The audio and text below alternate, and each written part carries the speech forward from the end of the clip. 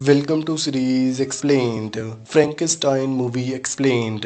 इससे पहले अगर आपने चैनल को सब्सक्राइब नहीं किया तो सब्सक्राइब लाजमी कर लेना। शुरुआत से ही डेल टोरो का विक्टर फ्रैंकेनस्टाइन एक ऑब्सेस्ड आदमी दिखाता है, सिर्फ साइंस से नहीं बल्कि अपने ईगो से भी। उसके हर डायलॉग और हर सीन में आर्गुएंस दिखाई देता है। वो कहता है कि वो डेथ को कंक्योर करना चाहता है, लेकिन असल में वो अपने इनसिग्निफिकेंस का डर मिटाना चाहता है। पुरानी एडेप्टेशन में विक्टर को एक टॉर्चर्ड जीनियस से दिखाया गया था, लेकिन डेल टोरो का विक्टर ज्यादा क्रूअल और सेल्फिश है। वो ठंडा, इम्पल्सिव और खुद पर ओवर कॉन्फिडेंट है। उसके लिए लोग, चाहे उसका भाई हो, एलिजाबेथ हो या क्यूरियोचर, सब सिर्फ एक टूल हैं जिन पर वो कंट्रोल बनाना चाहता है। जब वो अपनी कहानी सुनाता है उसमें कभी रिग्रेट नहीं दिखाई देता। उसके लिए हर ट्रेजेडी किसी और की गलती होती है। भाई हेनरिक के मरने के बाद फेट को ब्लेम करता है, एलिजाबेथ दूर हो जाए तो उसी को दोष देता है, और जब क्रिएचर दर्द से गुजरता है तो कहता है कि ये एक मिस्टेक थी, लेकिन असली मिस्टेक उसका खुद का घमंड था। जब सब कुछ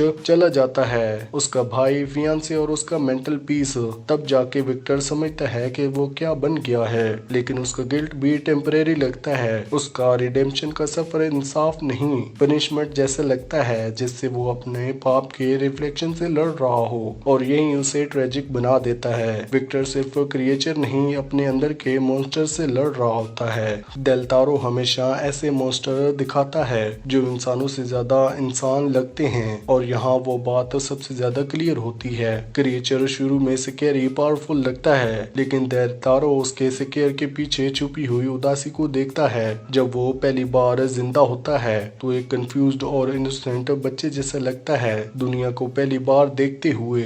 जहाँ विक्टर उसमें फेलियर देखता है, एलिजाबेथ अपने होप देखती है। उन दोनों के बीच का कनेक्शन ही स्टोरी का इमोशनल सेंटर बन जाता है। एलिजाबेथ क्रिएचर के साथ दया और समाज से पास आती है। उसी के थ्रू क्रिएचर सीखता है प्यार, दर्द और खुद के लिए एक जगह बनाने का एहसास। जब एलिजाबेथ उसकी तरफ देखती है, वो एक मॉन्स्टर नहीं बल्कि एक सोल दिखती है, और यही बात विक्टर के अंदर जलन भर देती है। डेल टोरो के विजन में क्रिएचर बीस्ट, काम और ह्यूमन ज्यादा लगता है, और विक्टर जैसे इंसान का कहना है वही सबसे बड़ा मॉन्स्टर बन जाता है। यही वो जगह है जहाँ डेल टोरो का फ्रैंकेनस्टाइन सबसे ज्यादा इमोशनल इम्पैक्ट देता है। कहानी धीरे धीरे एक डार्क ट्विस्टेड लव ट्रायंगल में बदल जाती है, विक्टर, एलिजाबेथ और क्रिएचर के बीच। लेकिन ये कोई नॉर्मल रोमांटिक ट्रायंगल नहीं, ये एक ऐसी कहानी है जहाँ इंसान लव को अलग तरीके से समझता है, और हर कोई अपने तरीके से उसके लिए लाइक डोर है। विक्टर का प्यार एलिजाबेथ के लिए पॉजेसिव और सेल्फिश है। वो उसे उसके लिए नहीं चाहता, बल्कि इसलिए चाहता है कि एलिजाबेथ उससे सेफ और इम्पोर्टेंट फील करवाती है। उसके लिए एलिजाबेथ एक इंसान नहीं, एक कंफर्ट जोन है। दूसरी तरफ क्रिएचर का प्यार बिल्कुल प्योर और नर्डिश है। वो एलिजाबेथ की दया, वार्मथ और उससे नजरिए से अट्रैक्ट होता है, जहाँ वो हॉरर के अंदर भी ब्यूटी दिखाती है। एलिजाबेथ वो पहले इंसान है जो उसमें मॉन्स्टर नहीं, इंसान देखती है। एक हार्ट ब्रेकिंग सीन में विक्टर अपने क्रिएचर को क्रूअल टेस्ट देता है। वो कहता है, मैं तुम्हें जिंदा छोड़ दूंगा अगर तुम एक शब्द बोल सको जो विक्टर ना हो। क्रिएचर कांपते हुए धीरे धीरे बोलता है, एलिजाबेथ। लेकिन उस पल दिखाया जाता है मर्सी विक्टर के जेलेसी के आगे हार जाता है। वो गुस्से में फट जाता है, और वही मोमेंट इन तीनों के नसीब लिख देता है। एलिजाबेथ की मौत की टर्निंग पॉइंट है। सब कुछ कंट्रोल से बाहर निकलने के बाद क्रिएचर उसे दोबारा मिलता है उसकी शादी की रात। उनका मिलन एकदम टेंडर और सैड लगता है। दो खोई हुई रूहें जो थोड़ी देर के लिए सुकून पे आ जाती हैं। लगता है जैसे फाइनली उन्हें पीस मिल जाए। लेकिन तब विक्टर आ जाता है। जब वो उन्हें साथ देखता है तो उसके अंदर का जेलेसी और गुस्सा एक्सप्लोड हो जाता है। वो गन चला देता है क्रिएचर को मारने के लिए, लेकिन गोली एलिजाबेथ को लग जाती है। उसकी मौत शांत और दिल तोड़ने वाली होती है। वो क्रिएचर की बाहों में मर जाती है और बोलती है, मैं इस दुनिया के लिए बनी ही नहीं थी। ये लाइन पूरी फिल्म की सोल बन जाती है।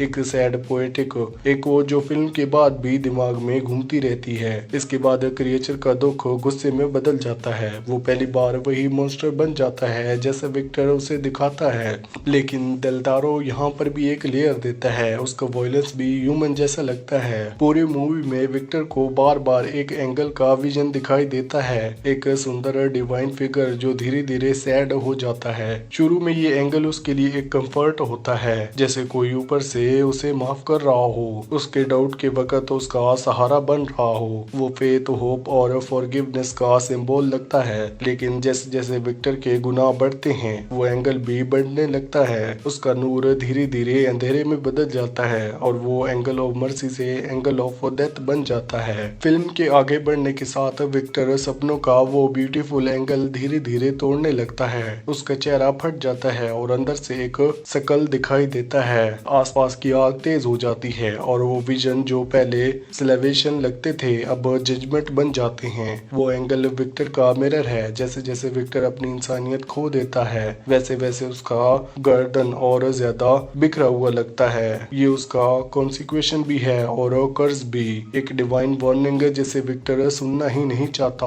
और जब उसका लिबर्टी जलकर खाक हो जाता है तो वो एंगल के फ्लेम उस सीन को फुल सर्कल बना देती हैं, जो कभी गाइडेंस का सिंबल अब डिस्ट्रक्शन का साइन बन जाता है। लास्ट एक्ट हमें ले जाता है एक्टर के बीफ देखे सुनसान इलाके में। यहाँ विक्टर बिल्कुल टूट चुका है, कमजोर, थका हुआ और गिल्ट से भरा हुआ, लेकिन वो अब भी क्रिएचर का पीछे कर रहा है। अब ना रिवेंज बचा है ना साइंस, बस एक बात, अपनी जिम्मेदारी का सामना करना। उनका फाइनल मिलन एक बैटल नहीं होता बल्कि एक कंफ्यूजन। विक्टर फाइनली अपने गुनाह मानती है। वो कहती है कि असली मोस्टर हमेशा वो खुद था, एक सेल्फिश क्रूअल आदमी जो प्यार नहीं समझ सकता। डेल टोरो का फ्रैंकेनस्टाइन सिर्फ एक मैरी शैली का अडेप्टेशन नहीं है, ये उसका इमोशनल एम्पैथी और ट्रेजेडी है। शैली की नोवेल में थीम थी मैन वर्सेस गॉड, लेकिन डेल टोरो के विजन में थीम है लव वर्सेस कंट्रोल। विक्टर का फ्लो ये नहीं था कि वो गॉड बनना चाहता था, बल्कि ये था कि वो कंट्रोल करना चाहता था अपनी क्रिएशन को। वो कभी एक्सेप्ट नहीं कर सका कि उसकी क्रिएशन भी फील करती है, दर्द सह सकती है और सपने देख सकती है। दूसरी तरफ क्रिएचर शुरू में इनह्यूमन लगता है, लेकिन एंड तक वो सबसे ह्यूमन बन जाता है। उसका जीने का डिसीजन। डेल टोरो की मूवीज हमेशा मेलकोनी पे खत्म होती है, पर कभी होपलेस नहीं। इसी के साथ ये मूवी यहीं पर एंड होती है। आपको कौन सी मूवी या फिर वेब सीरीज का एक्सप्लेनेशन चाहिए, हमें कमेंट सेक्शन में जरूर बताना। वीडियो शुरू की तो वीडियो को लाइक करके चैनल को सब्सक्राइब लाजमी करना। Thanks for watching.